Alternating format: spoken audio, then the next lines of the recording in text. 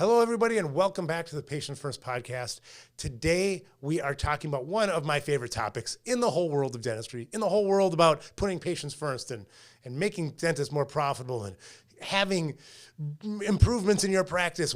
This topic is when you have just gone to a trade show, you've gone to a meeting, talk to another great dentist, and you've got this idea, this groundbreaking concept that you're going to bring back to elevate your practice, to thrill your patients. Your team members are just going to cheer because of your brilliant procedure, your brilliant technology that you're going to bring to your practice. You get all excited, you go back to your team, and then what happens? You have somebody look at you and do this, right? You've got the talk to the hand face. You get a great idea, and it's stopped by that Debbie or Doug Downer in your practice, right? Somebody just takes your great idea and you almost hear in the back of your head the wah, wah, right? It falls on deaf ears. What happened, right? And by the way, how thrilled are you going to be next time you have a great idea, especially with that Debbie or Doug Downer, right? How do we get around it? How do we get our team as excited to make a change as we are? Or even better, they come to us with great ideas that we can help implement, right? So this is a key concept, I think, in dentistry today because the world is changing. Regardless of what's happened in your practice in the last 20 years in dentistry, and there's probably been some changes, the world has likely changed a lot faster. And so we have to get better at incorporating small changes. I just saw a article yesterday that the second most popular technology that dentists are looking to implement is 3D printing. 3D printing. And I have the whole 3D printing setup. We do Mouthguard for Life programs. If you want to learn more about that, go to upgradedental.com. It's a great program to help patients and grow revenue through Mouthguards. But I digress. 3D printers should not be the second most important thing that dentists are looking to implement. I mean, we're talking about texting to pay, putting payments on your website, a mobile-friendly website, on being able to request an appointment or send a photo to you on your website. I mean, there is so many different technologies that will grow your practice.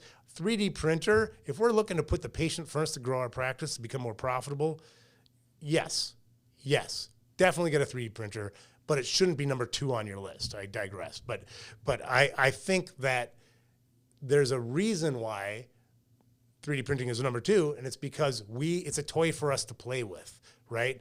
So that kind of mentality, I think, maybe rightfully should be, hey, hold up, doc, right?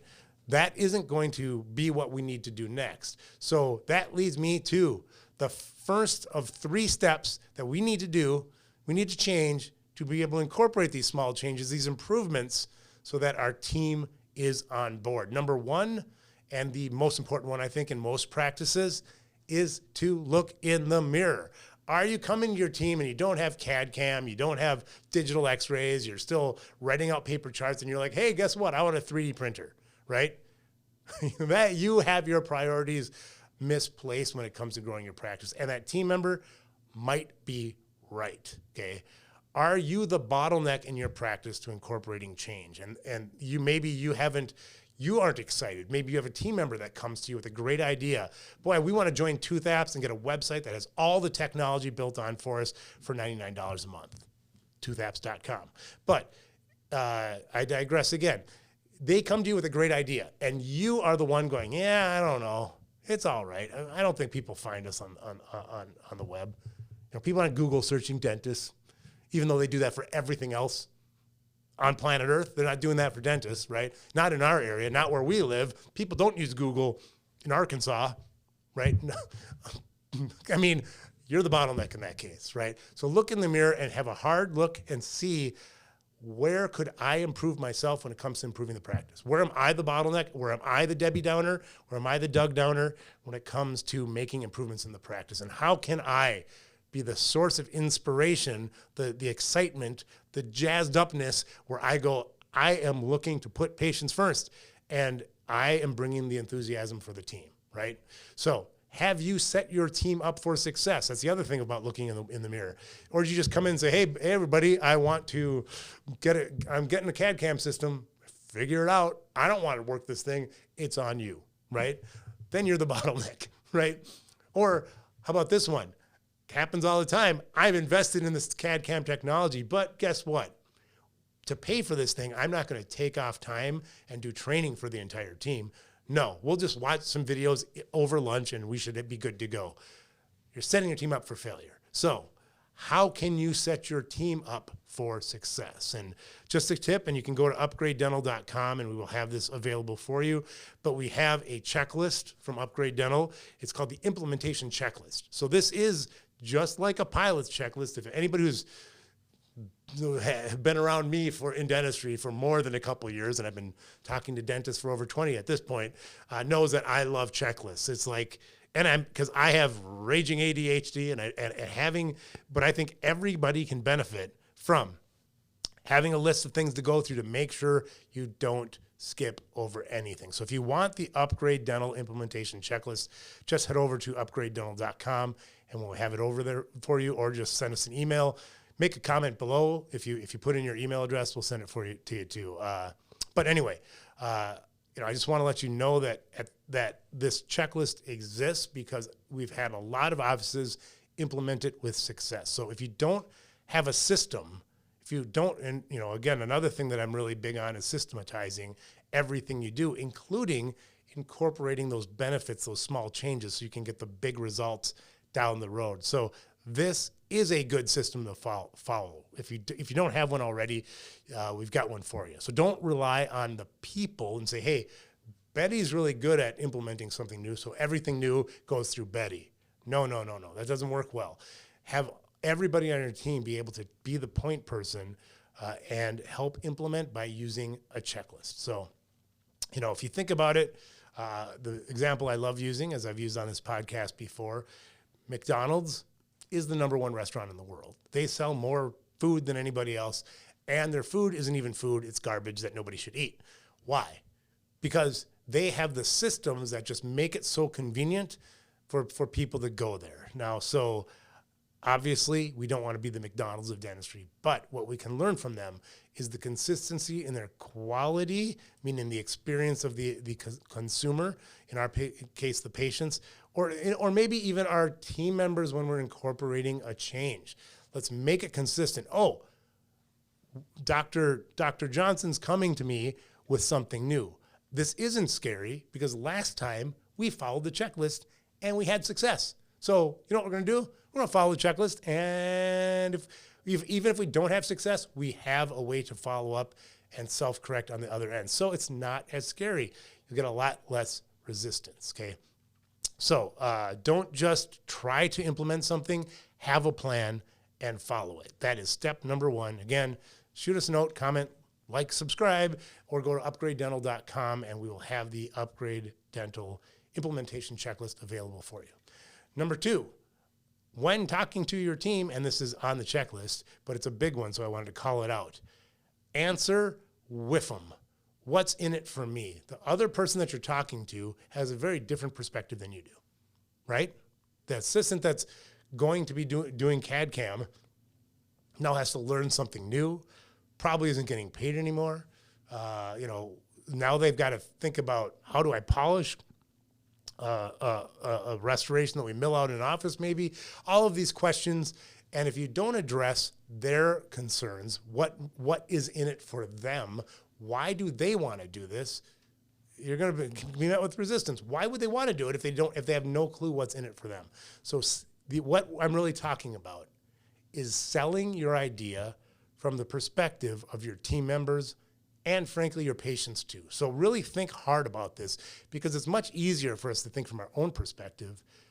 Think about it from their perspective. If in the case of CAD CAM, maybe we don't have to take those GUI impressions anymore, or retake impressions. Maybe that assistant that you have is fantastic and just really loves the quality of care. Then we can talk about how it's improving our quality of life. Or you can talk about the time savings, or how we can see if a patient comes in with a broken tooth, maybe we can take care of them that day because that's important to the assistant. But maybe not. You know, maybe we'll say, well, you'll get it's going to be easier for us to hit our bonus, so you'll get more money. Whatever is motivational for that team member, think about what's in it for them and talk about it from that perspective. In other words, sell it to your teams so that they come on board with you enthusiastically. If you show up and you're like, well, we got this thing, we're going to try it out. No, we're not. Guess who's going to make sure it fails, right? So sell it to your team enthusiastically, and also don't skip what's in it for your patients, because your team members are going to have to talk to patients about that too. You and your team members. And then if you really want to put little extra juice in the what's in it for me and the WIFM, then you can incentivize them. You can gamify it. You can have a bonus, whatever you do to make sure that you get through that sort of challenging initial spot and get over to where you have successful implementation, whatever that means. And that's on the checklist too. What does that mean? What is the goal? What does success look like? And when we hit it, we're all having a party, right? Whatever that bonus is for you and your team, set a goal on the front end that people can push through and see and taste, so that on the other end of it, everybody's partying in the end zone together, right? So that's number 2. Number 3 is one that is, I think, often trampled. I talk about this all the time, and then I talk to teams and they tell me their variation of this, which, my friends, doesn't work. So please, number 3 is pick one person, one single person that's going to champion this cause. This doesn't mean 2 people.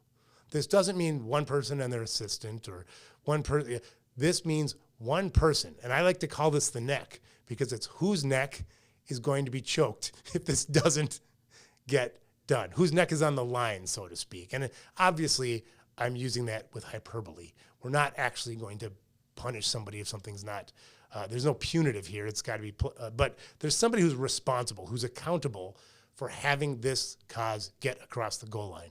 It doesn't mean they do it alone. They can use, all the resources of the practice, but there's one person to go to and say, let's say you're bringing in digital x-rays because you're, 20 years behind, 30 years behind, whatever. You're bringing digital x-rays for the first time because 10% of dentists still use film. It blows my mind, but let's say you're doing that. If you say, hey, everybody, we're all doing this, good luck.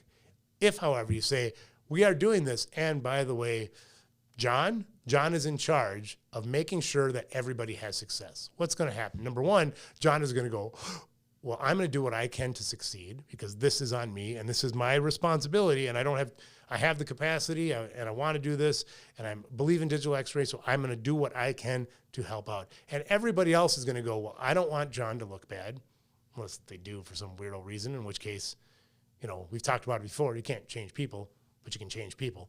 But anyway, I digress. People are going to want John to succeed, so they will do what they can to help. And if you have 2 people, they can point the fingers at each other. People don't know where to go to. So please, use the checklist.